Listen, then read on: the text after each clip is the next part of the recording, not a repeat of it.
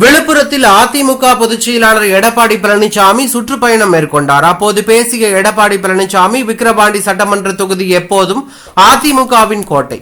அடுத்த ஆண்டு நடைபெறும் சட்டமன்ற தேர்தலில் அதிமுகவை வெற்றி பெற செய்து அதை மக்களாகிய நீங்கள் நிரூபித்து காட்ட வேண்டும். அம்மா மினி கிளினிக் கொண்டு வந்தோம், அதை முடக்கி விட்டார்கள்.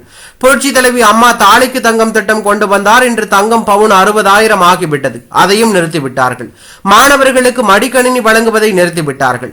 அரசு பள்ளி மாணவர்கள், ஏழை மாணவர்கள் மருத்துவ படிப்பை மேற்கொள்ள ஏதுவாக 7.5% உள்ஒதுக்கீடு கொண்டு வந்தோம். இன்றைக்கு அதனால் 2818 பேர் மருத்துவ படிப்பை படித்துள்ளார்கள்.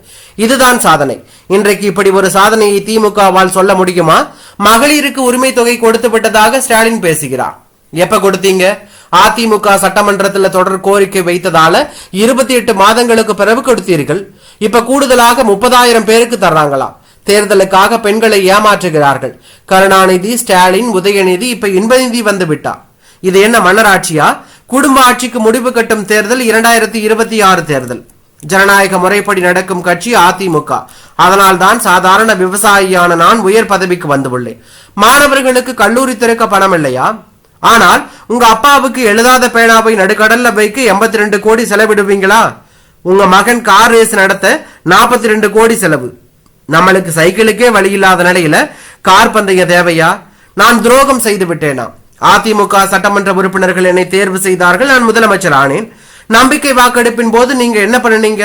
சபாநாயகரின் கையை பிடித்து இழுத்து அந்த புனிதமான நாற்காலியை கீழே தள்ளினீர்கள்.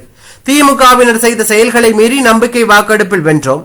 அப்போது நம்மோடு இருந்த கருங்காலிகள் சிலர் திமுகவோடு சேர்ந்து ஆட்சிக்கு எதிராக வாக்களித்தார்கள். நம்பிக்கை வாக்கெடுப்பில் தோற்ற பின்பு ஸ்டாலின் சட்டையை கிழித்துக் கொண்டு போனார். திமுகவுடன் இணைந்துள்ள கட்சிகள் எல்லாம் ஒற்றை கொள்கை உடைய கட்சிகளா? காங்கிரசும் திமுகவும் ஒரே கொள்கை உடைய கட்சிகளா? பிசிகாவும் திமுகவும் ஒரே கொள்கை உடைய கட்சிகளா? அமைச்சர்களால் தூக்கமில்லை என்கிறார் ஸ்டாலின். முதல்ல உங்க கட்சியை காப்பாற்றுங்க.